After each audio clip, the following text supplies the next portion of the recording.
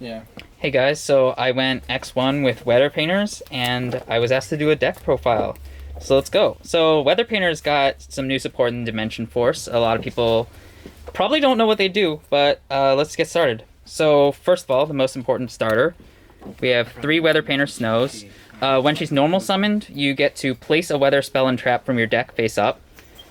Big deal for just getting your engine out. And I'm playing one Piri Ray's map as a 4th copy of Snow, just because she's so important to see early. Uh, and then we have 3 Clouds. He's your recursion. Whenever a weather hits the graveyard, he can target 2 spell and traps and put them back onto the field, which is very important when you start using them for links. 2 Thunder. Thunder just sends a continuous spell or trap to graveyard as cost to place a weather spell and trap from your deck. Just cycle things out, triggers Cloud. Before Dimension Force, people were playing 3 Thunder just because he gets the unbrick hands. But now since you'll see the field spell in a little bit, Cloud is a bit more important, so we're cutting back on Thunders. Since we're link summoning a lot, the 1 Sun, he has a graveyard effect.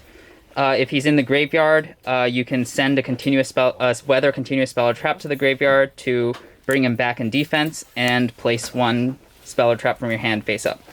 And then 1 Aurora. Just as long as she's on the field, your weather spell and traps can't be targeted or destroyed. So that's it for the main deck monsters. We have now the actual weather spell and traps. So I'm on 2 Snowy Canvas.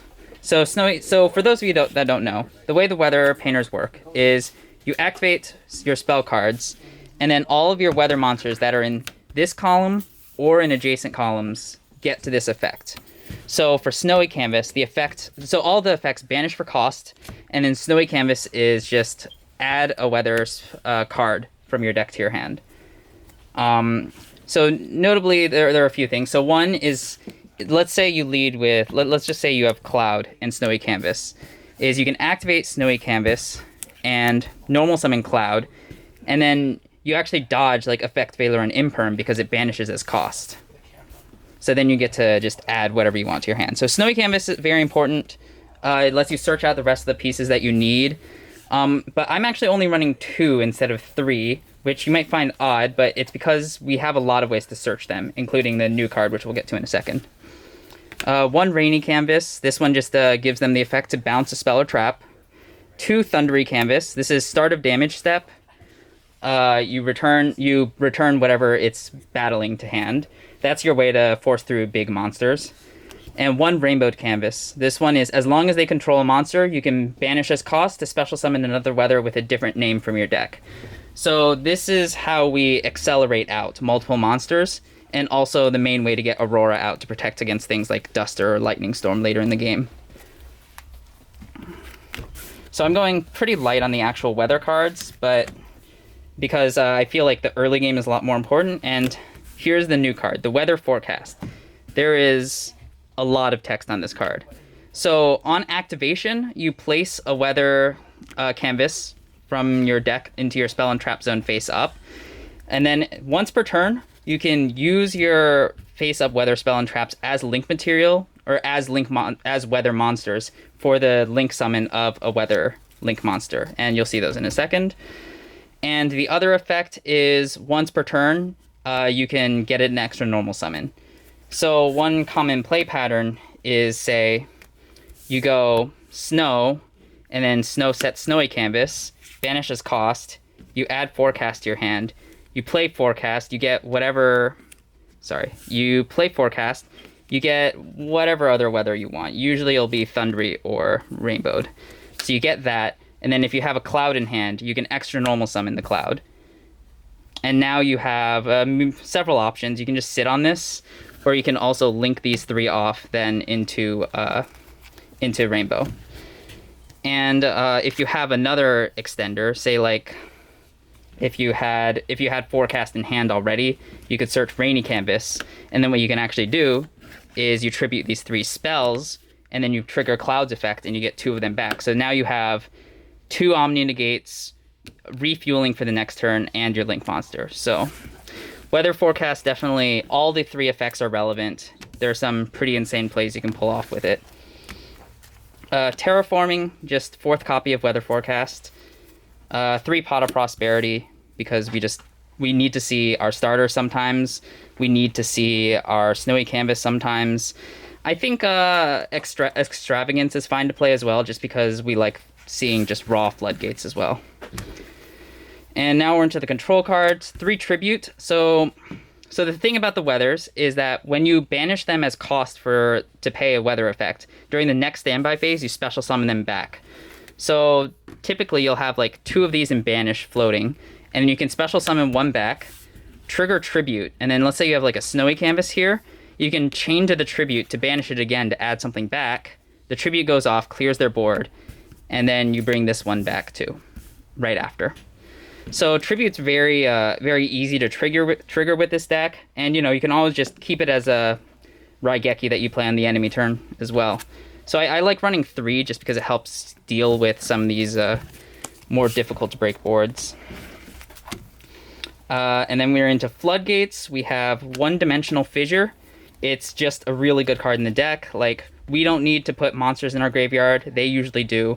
We actually like having our spells in the graveyard, so the fact that it's not all cards is relevant. And being a continuous spell means that we can send it to the graveyard with Weather Pain or Thunder in the case that, we're soft bricking or something like that. 2 Rivalry of Warlords. All the weathers are fairy, so this can just lock a lot of decks out. 3 Skill Drain. Now this is what makes the deck playable. Because all of the weather effects banish as cost, so you can easily dodge your own skill drain. And the other funny thing is Thunder sends a continuous spell or trap as cost, so if you ever want to get rid of your own skill drain, you just Thunder it away. And since it sends the continuous spell as cost, then you get to resolve its effect. And then we have 1 of Necro Valley. Since we're playing Terraforming already, I figured I would play another field spell that just shuts out a lot of decks. In all honesty, I'm playing a Mystic Mine in the side. These should probably be swap places. This should be a Mystic Mine main. And then we have 6 slots left. 3 Ash Blossom. I think with the rise of Despias, Ash Blossom to Ash Branded Fusion is just so necessary, and I just think Ash is one of the strongest hand traps right now. And 3-Dimensional Shifter. Shifter being the actual strongest hand trap right now. So going second, you really want to see a Shifter, because then you can just Shifter them, then set up on your turn, because you don't really care too much about cards going to graveyard. And honestly, I wish I was running a bit more hand traps. I might like take out the Rivalry for 2 more, but it's kind of awkward because hand traps aren't great right now. I might play Crow, but then drawing Crow plus Shifter feels meh. All right, let's go into the extra deck. So to start off, let's start off with this. 2 Rainbow. So Rainbow is the boss monster, and she takes 3 weather monsters as material, or if you have Forecast out, you can use your continuous spells and traps. So all the weathers that Forecast points to, you'll note she has 3 arrows backwards, basically become Omni Negates. They banish as cost to negate any effect, card or effect, and destroy it. So if you can get Rainbow with like 2 weathers behind her, that's pretty much GG for them. She is only 2400 attack, so if they do already have a board, she doesn't out it, she just stops them from ever doing anything ever again. Now, in the case that they do have a board, the one you probably want to make is the new card, Moonbow. So what she does is same deal. She has 3 arrows pointing back, and when she's link summoned, you can take one of your banished weathers and special summon it, so you can immediately use that for other effects. And then she has quick effect. You can banish this card, then target 1 monster your opponent controls and banish it until the standby phase of the next turn. So she's better interruption on their turn. So if they already have a board set up and you have like 2 weathers, then they try and do something, you're like, okay, banish it, and then they try to do something else or extend, and you're like, okay, banish it. And then once you get back to your turn, you get your weathers back, you get to refuel, you get to maybe make Rainbow. And she has one other effect, is when she dies, you get to summon a Rainbow from your extra deck. So when she hits the graveyard, she has the floater effect, you get Rainbow. So really just an additional option. I didn't actually end up making her. I think there was one situation where I probably should have, but she does give the deck an additional angle that it kind of needed. The rest of the extra deck is kind of generic. I kind of just threw this together last second. I'm running 1 of each Spirit Charmer, because all of the weather monsters are a different attribute. I'm not running the water one just because I'm not running Weather Pain or Rain, but I am in theory able to make any of these. Lina and Dark are especially relevant with Despia's being popular. 2 Phantom Knight Breaksword, just when I need to out random cards on the field. I can put 2 weathers together to say pop pop. 1 Gossip Shadow. It's just when you need a monster negate and you only have 2 weathers. It didn't come up for me.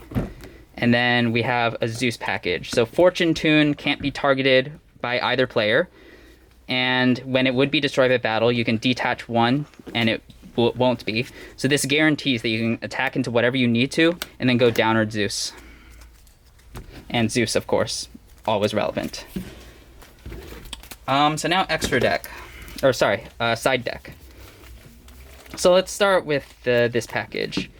I'm playing Metaverse Set Rotation as additional hits to find field spells as floodgates.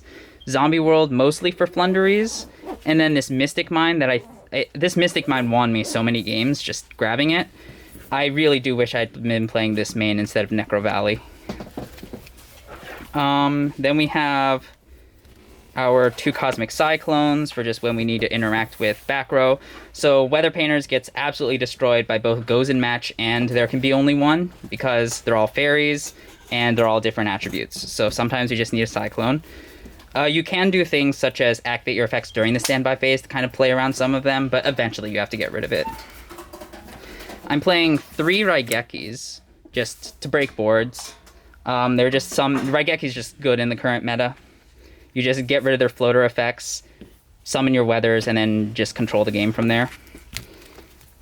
And then this is the part that was kind of put together last second. 2 Nib's side, because when Nib is a good hand trap, he's a very good hand trap. It's just kind of 50-50 in the current meta. 1 Token Collector, because I had the space for Sword Souls, and 3 Grave of the Super Ancient Organism. These should be Solemn Judgments to stop Duster and such, but I didn't own them, so I was like, what's popular? Despia. Oh, I'll put in 3 of these. They'll have to deal with that. And I did win a game off of them, so pretty good card right now. So that's all I have.